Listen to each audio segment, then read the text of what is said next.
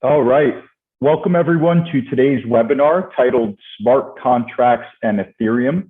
I'm just going to give it another minute here so a few more folks can join us, and we will be getting started shortly.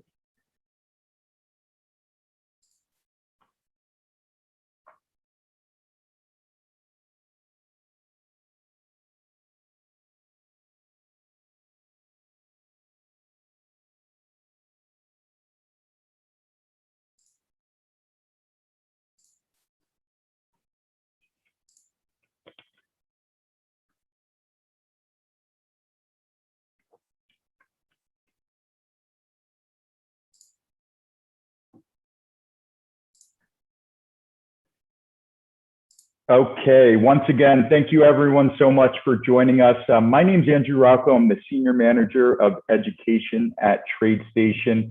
Today's webinar, like I said before, is titled Smart Contracts and Ethereum with our special guest, Gianni Dell'Erta. And this is a great topic. Ethereum is unique in that there's so much more to it, kind of beyond it just being a popular cryptocurrency. Today, Gianni is going to explore the important role smart contracts play within the blockchain industry. He's going to cover in simple terms why the Solidity programming language plays a crucial role in the creation of applications, tokens, DeFi, and other future applications. So before we jump into that, I just want to remind everyone this webinar is for educational purposes only. If you have any more questions about that, you can always visit our website, but remember it is for educational purposes only. And as I mentioned, Gianni is going to be our presenter. Gianni is a special crypto and blockchain contributor here for TradeStation Crypto. And I can think of no better speaker for this topic. Gianni has been deeply involved in the Ethereum ecosystem in one way or another, I think since the ICO. And he really has a great way of simplifying these complex topics. So I'll turn it over to Gianni. Fantastic. Thank you, Andrew. So like Andrew said, my name is Gianni Dell'Erta.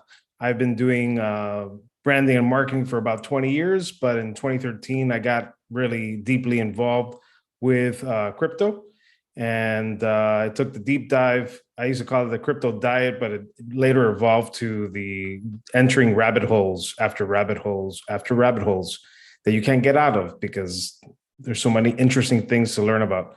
So let me, I want to share my screen real quick here. And here we go. Yep. And Gianni, before you jump in, I just want to remind everyone, if you have questions along the way, feel free to type them into your Zoom box there, and then we'll try to get to those questions towards the end of the presentation. Yeah. Thank you. And let me make sure that I got that set up so that I can see the chat real quick.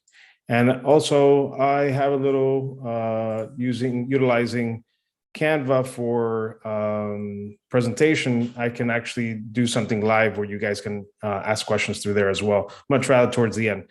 But yeah, so just to recap, I've been in crypto since 2013. I read the white paper from Vitalik. I was actually reading Bitcoin Magazine, and he was a writer for Bitcoin Magazine. And when I kind of started seeing some of the information that he was putting out there, and there was a rumor that he was going to do this white paper, I read it, reread it, didn't understand it, let it marinate a little bit more, started understanding a bit more about it. And then I was fortunate enough to have been here in Miami, where we had this conference called the North American Bitcoin Conference, and they were going to announce Ethereum at that conference. And I ended up showing up at the house where they were all gathered, and I got to meet all of them and be there the night before Ethereum was announced, not launched, but announced. And I was enthralled from that moment forward, and was kind of part of the team in one way or another. Not a programmer to that extent, but helped in other aspects. And fast forward 2015, we had Ethereum was finally launched after the ICO, and slowly but surely, people started seeing the opportunities that it had. to build stuff. And I actually remember during the conference, they would have T-shirts that had Solidity. Before Solidity, it was just a very simple code that you can roll your own Dropbox, or you can roll your own currency, your own Bitcoin. And so it was like 3 or 4 lines of code, like on the back of the shirt. And it would just, capture the minds of many people that this is, now programmatic cryptocurrency, right? And the most important thing to consider with Ethereum, for those that are listening, you may realize or understand that you have Bitcoin has basically, it's a ledger that's saying account X has this amount of this Bitcoin or this balance plus other information. And, Andrew has some other information, and basically it's a ledger of all these transactions. The difference is, I like to kind of put it very simply, Ethereum adds another column to that ledger, to that spreadsheet, where you can actually create some code. Like if you're writing a script or doing a formula in Ethereum, in Excel or worksheet or whatnot. And the same process goes where these network nodes have to process these verifications, but they also run the program. And so that just opened the opportunity to think about what else can you do with this, and just got people very, very excited. The other great thing about Ethereum, like Bitcoin, is that it's open source. It was released to the world, and anybody can write to it from day one. Anybody can start creating contracts. People can contribute to the Ethereum ecosystem. More importantly, not to go into too detail with this, but if you had an idea to make it better, you would actually do a proposal like EIP, an Ethereum proposal, and later it would kind of get ratified by the group and by consensus of developers to kind of make it a standard, which people then take and they implement. So I'm going to go into smart contracts, but I want to preface this. I was a coder many, many years ago, but I'm not a coder anymore. So I apologize if there are coders in this call that may know more than I do, or I may say something wrong, but I'm going to try to give it to you in a very succinct, very simple way, in a way that I could understand and I could relay this information to other people. When they say smart contracts, are they really that smart? Is there AI going around somewhere in the back end there? There's no AI. And they're technically not contracts because they're not legally binding of anything. Even though there are developers that say code is law, it's not really a legal contract. It's a contract in concept. So smart being that you can write logic and code. That's kind of like the programming equivalent, if you want to say smart. And then if you were to write a contract with a lawyer or an attorney, that contract could be dynamic in how it changed its information, how it displays itself. And then the contract portion of it is that when I want to deploy one of these pieces of software, I have to sign off on the transaction. And technically, it would be immutable. So it would mean that I would not be able to modify that program once it's out in the open. I always like to use an example of Andrew and I decide that we want to open a little business. So we create a small little smart contract, very simply, that says, create a new account, and it gives me a new account number. And then I put my account number and he puts his account number, and that's kind of stored there in the blockchain on the ledger. And then we use that account number to, for all sales to go through there, and it will automatically split, right? If it were anything else, we'd have to send it to a bank, and then we have to decide who's going to split it, or have to have some kind of programmatic something. But very simply, if it was just pure crypto, we can have an input and split the output, and there we go. And we can't modify it, So it's kind of like a small little idea. But the idea of it being immutable is a very, very powerful thing. So how were they going to write to these smart contracts, right? It's a challenge because each block or each section of transactions doesn't have it's not like you can put gigs of information or, pages of code. You have a very small amount of code that you can put. I like to sometimes make the reference of like a microchip, right? You have only a certain amount of space on a microchip, memory and functions and things like that you can put on that microchip. And once they're kind of like, once you go to put that on that calculator, you're not changing that microchip. It's going to do what the calculator does. And the smart contract is going to do what the smart contract does. So they had to develop kind of a programming language, a scripted programming language that would allow humans to kind of write to it. And there are very specific things on why they selected certain languages. But I could tell you, for those that are maybe programmers and listening to this, they base it on C++, and there's influences from like Python and JavaScript and some other languages to make them easy to understand and familiar for people who are already building stuff online. I think it was kind of based off Python to begin with. At first, I think it was because Vitalik had that thinking, and I think it was called something else before, maybe Serpent. I don't remember, but it later became Solidity. And again, just to reinforce when I go deploy this little piece of software, this software that is like the little program that I mentioned of the splitting, every single person, every person on the ledger, everybody on the network, everybody in Ethereum that has a copy of the ledger is going to have that piece of code there, right? These apps are typically called dApps. They're decentralized apps, right? So once they're implemented, once they're put into the network, they're decentralized, right? And we can go into lots of rabbit holes. I can use that word again on how decentralized they are. Do they have control by a single user to make changes?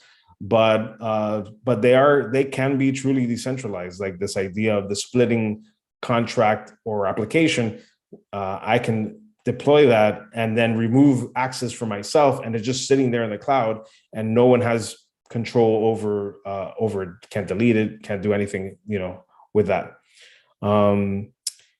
This has then formed kind of like an ecosystem, and there's a term that's been used for the applications that are being used, and that's DeFi, or decentralized finance.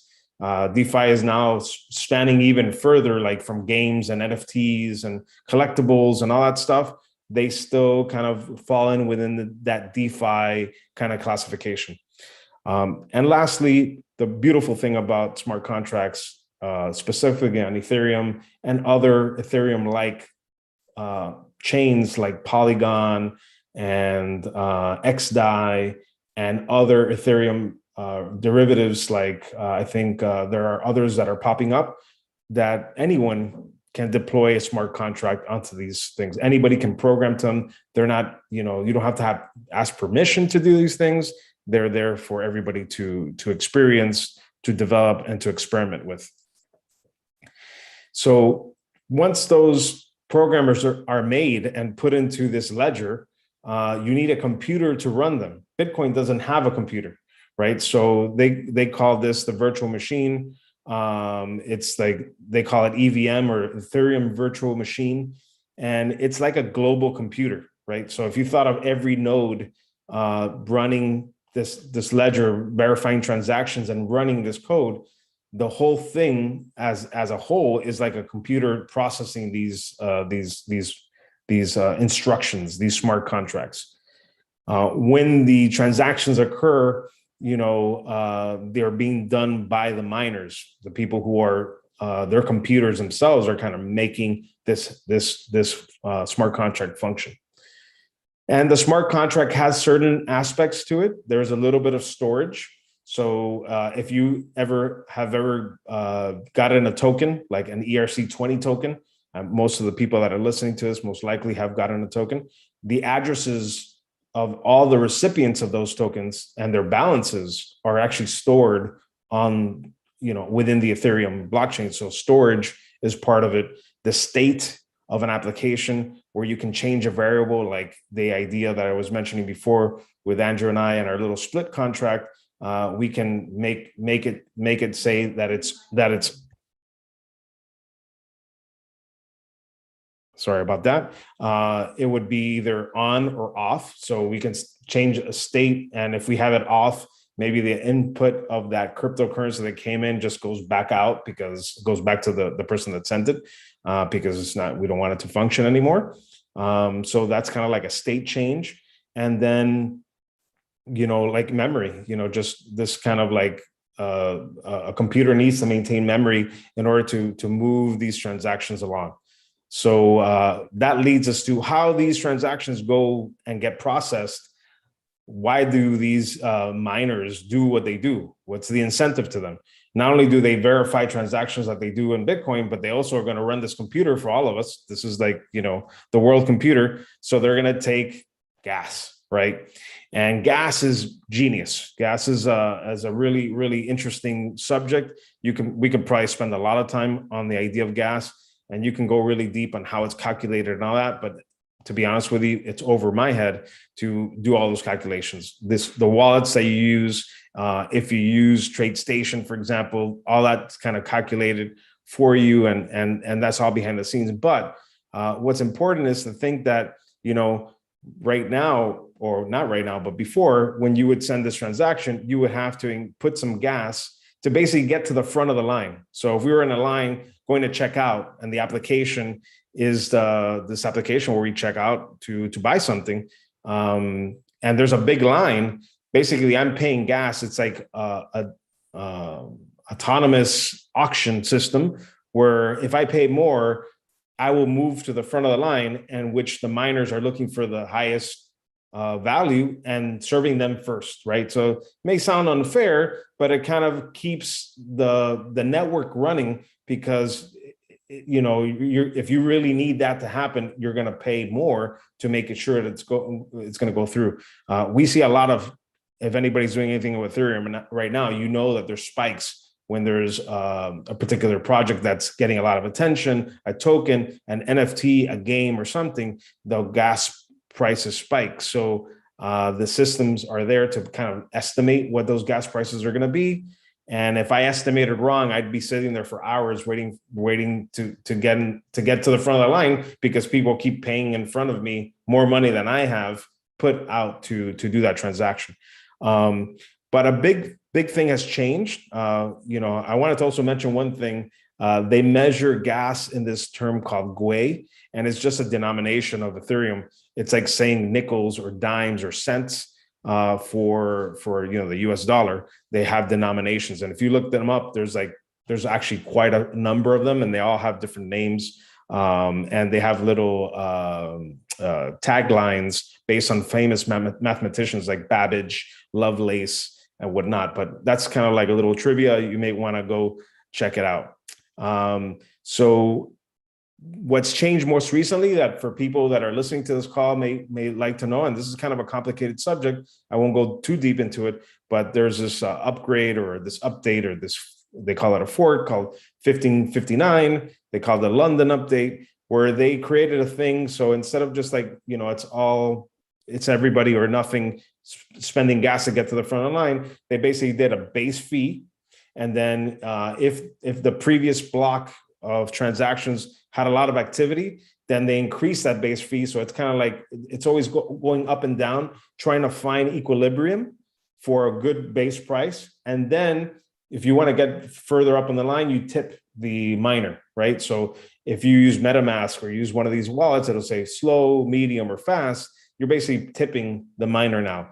And before, all that mining, all the transactional gas that we put there to get in front of the line, the miners would just eat that up, and there was kind of like profit revenue for them. But now it's going to be burned.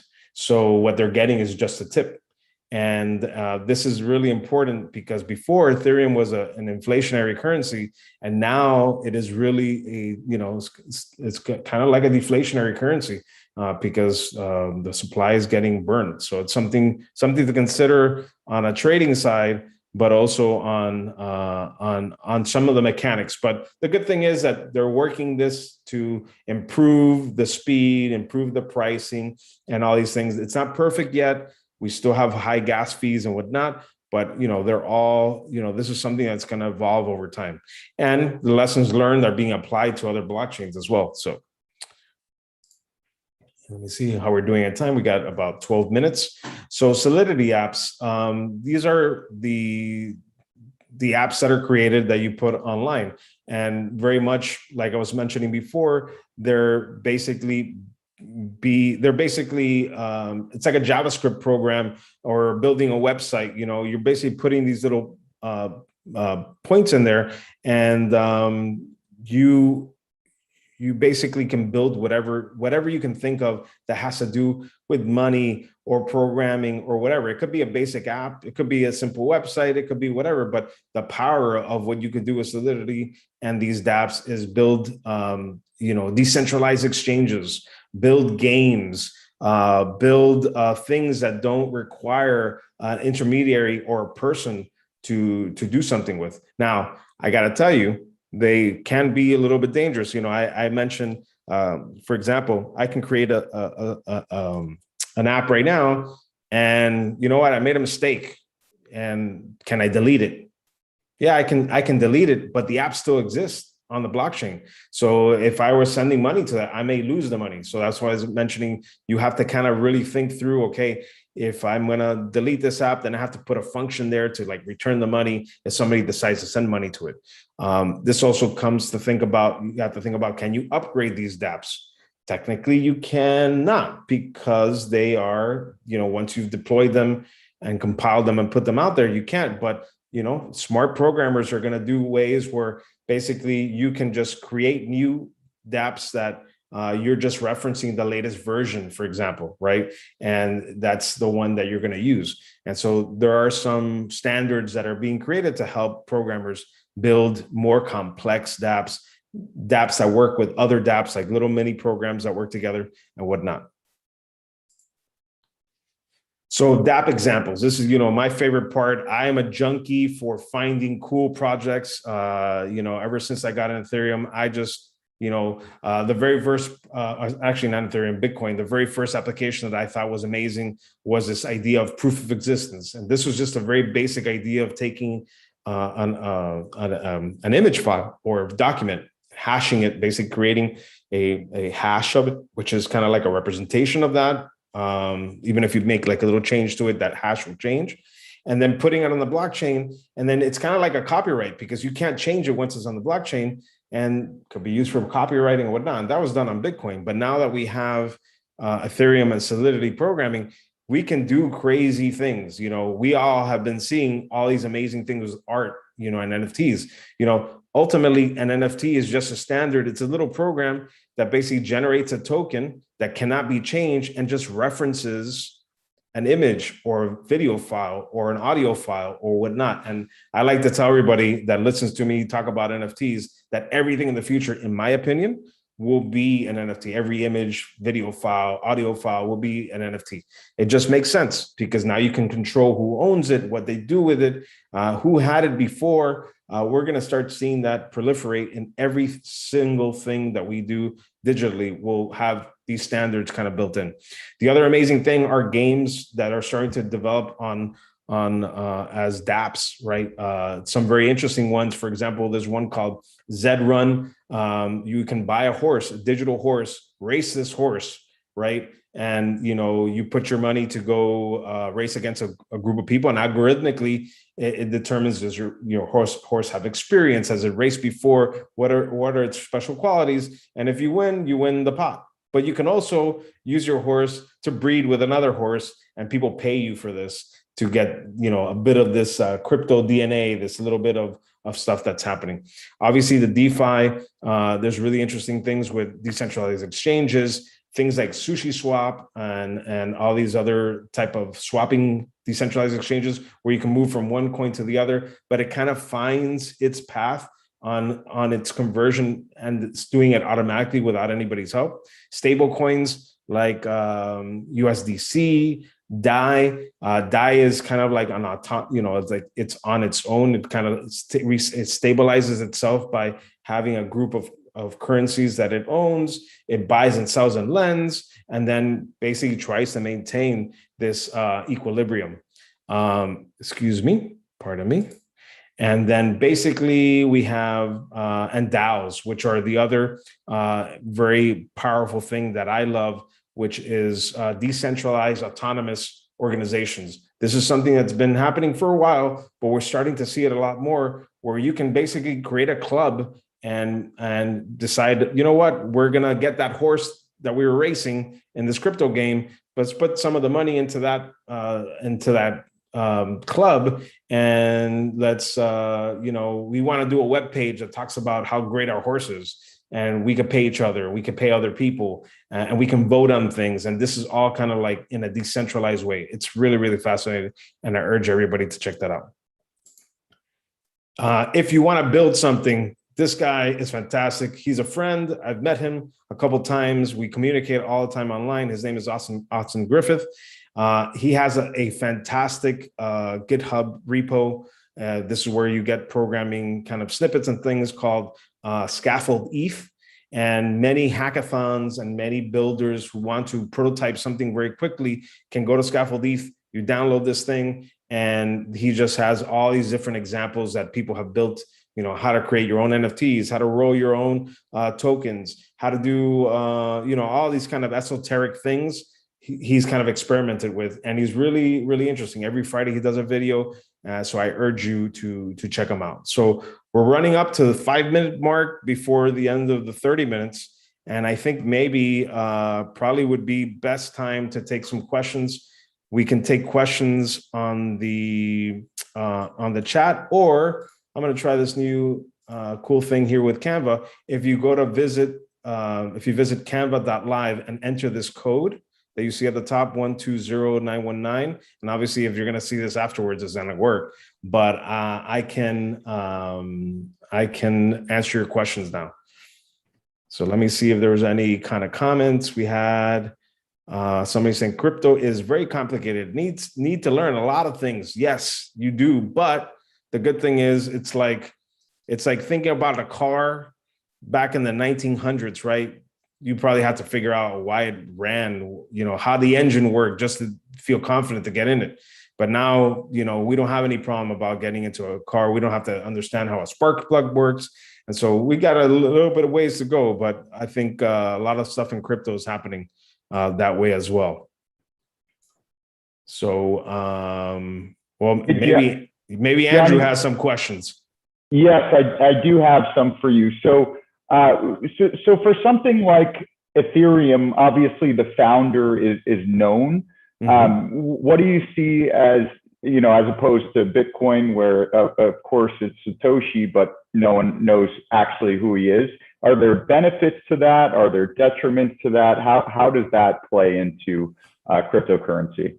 I think cryptocurrency as an open source project in general, I don't think it really matters if you know or don't know, because people are then maintaining that code base, right? And so if you were to go to GitHub, or you were to go where the people are releasing the software that enables these things to happen, you could see all the history of changes.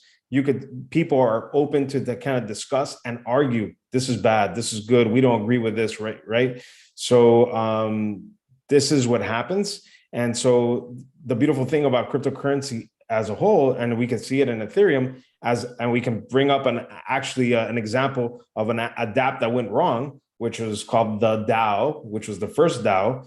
Something went wrong and people lost money. And so it was very early on in the Ethereum days. So some people decided that they wanted to fork Ethereum to kind of fix that problem that they had seen and just resolve some stuff. But there was a group of people who decided that they wanted the original one. So anybody with enough consensus could decide they want to fork and create a new coin or a new token. There's no permission here. You can do pretty much what you want. Now, there are some other cryptocurrencies that are kind of like corporate, or you have to kind of go through certain channels in order to deploy your contracts and software. Then those you would have to be more vigilant about. But some of these projects are pretty good. Gotcha. And could you briefly kind of touch on that term gas, just high level, because I've heard a lot about it, how the gas prices are rising recently, I guess, due to this NFT craze. Yes. And also touch on whether you kind of see this as a potential hurdle for Ethereum as a whole. It's It's definitely a hurdle because it's hurting. We're right. It's like the analogy that I made about going to go check out from a store and you have to wait in line. But the store is so hot, everybody wants to buy from that store, and there's always a line to get into that store, right? And so you got to pay extra money. And if you have the money and you want to get to the store, you're going to keep paying and you're going to keep doing that. And obviously, people are making a lot of money interacting with DeFi, buying NFTs, reselling NFTs. So they're fine paying this, right? It is definitely leaving a bunch of people behind because you're not going to be able to pay $300 or $400 worth of gas. But if you've made enough transactions, it becomes like almost like a game currency because you're in that system, right? But with that said, the same analogy of the store, if I can't get to the front and check out, or it's a problem, or it's very expensive, I'm going to go to another store, right? Another store that's going to maybe be faster or treat me better. Maybe it's not about, more convenient, whatever. So we have things like L2s that have different technology, but they're based on Ethereum, like Polygon, which is very low cost. Other more esoteric ones like XDAI, and others that we are going to see like Cardano and Algorand and just all these, Stellar and Ripple, like all these have different qualities that make them faster. The more important thing is, do they have a smart contract layer in order to do these things? So, but I'll leave one little bit. The gas, be it good or bad, also is part of the game in a sense, especially with these NFTs, because it makes them more scarce. If everybody can get them and it's very easy to get and it's cheap to get, then maybe they don't have the value that they have. So I think gas is kind of also playing a part in value on certain things. And you mentioned like something like Solano, which obviously there's a lot of eyes on it. It's gone on an insane run these last few weeks. How does that compare? I've seen that some people have said it's a bit more efficient. What are your thoughts on that? Is it quicker, more efficient, or is it kind of serving a different purpose? Well, the thing is that there's so many to experience that I just started messing around with Solana because there's just a lot of excitement about it because of a game that's coming out, and certain key influencers are bringing attention to it. So I personally I had heard about it. I had read some stuff about it, but I was just not playing in there. So I'm buying Solana right now and, doing all that. But you have to also be careful because a lot of this stuff is new, and, you want to make sure that whatever you're doing, make sure that there's a lot of people who have done it. If they're going to an exchange or they're playing a game, don't be, unless you're daring and know what you're doing, don't go be the first one to put your smart contract wallet to like interact with it, because you could also lose money if something is wrong or hasn't been done right. But we do have some questions actually that came through the Canva. It says, what would be a good, this is from Anonymous, it says, what would be a good strategy to learning about crypto and Ethereum for beginners? Well, beginners is hard because you kind of, on the programming side, you kind of want to already have some programming experience doing JavaScript or whatnot. So I would start with that first. But if you already got that basis, there are definitely resources like Austin Griffith, like I mentioned, to basically come up with very easy to use things. And YouTube is full of tutorials, how to roll your own token. And you could start with that and kind of like experiment with stuff. But be very careful if you're going to do something production ready, because there needs to be security auditing and things like that, because just one little mess up of a variable, people can go there and siphon money out of your smart contract. So you want to make sure that you're very good. And we do have another one here. Let's see. Nico, are there other commonly used programming languages other than Solidity for writing smart contracts? Being that I'm not a coder, there are other smart contract websites. Blockchains and networks that use other types of programming to do their work. So yes, there are others. I don't know which one they are, but I can only imagine. I would also state, for people who know how to program, there are many tools that are being generated, like Infura and I think QuickNode and others, that allow you to interact with the blockchain through an API, through normal means that you're already kind of comfortable with. Just normal API type of interactions. So I think that was it on the questions through Canva. Thank you for those questions, by the way, whoever Nico and Anonymous. Let me if there's no others, I'll kind of leave it there. And Andrew, if you have any other questions, then Yes, hit Gianni, me. I had about like two more for you, and Hit then me. we'll wrap up here. I'm curious. So decentralized finance, do you see that as the biggest use case for Ethereum going forward, or is that the biggest use case currently? That's what I would think it is, but I'm curious on that. Right now, it's the biggest use case to drive value and why people are using it. A lot of things are happening in that realm. But I do believe like we're going to see a lot of stuff with gaming. There's this idea that floats around with the idea of metaverses. A lot of people think Ready Player One with 3D and all that, but I think the metaverse is actually more succinct of like, interconnected things that work together. I'll give you a perfect example. There was an NFT that just dropped recently called Loot, and it was free. You just had to pay for gas. And those that got it, it was just a bunch of text that said like Dungeons and Dragons, you have a bag with a sword, a robe, or whatever, and they're all random. But it was a building block to then create other things. And literally within like 72 hours, I think more than 50 different resources playing on this idea, pets, lands, maps, monster maps where you can battle a monster. All these things are happening without anybody's permission, and they interconnecting. Because before, when you dealt with software, you had to have permission, you had to have people to pay, there's all this IP. This is all for people to experiment and kind of like compose stuff. So you may see imagine having a medieval gaming character that also plays with a modern day fighting game, but also integrates DeFi because they have a currency for the game. In this case, there's like a gold, has a special name for it, but you can interact with it. So I think that's important. And I think governance, things like voting, decentralized organizations, like I mentioned before, I believe maybe in the next 5-10 years, we may see every organization be run from a DAO of some sort. I do believe that.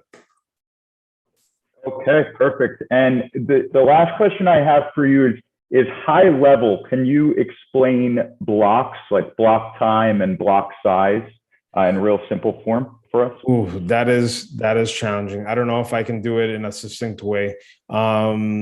The block, every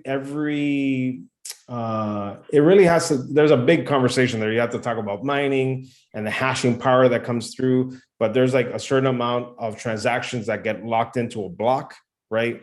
And it's like a cycle of verification that happens.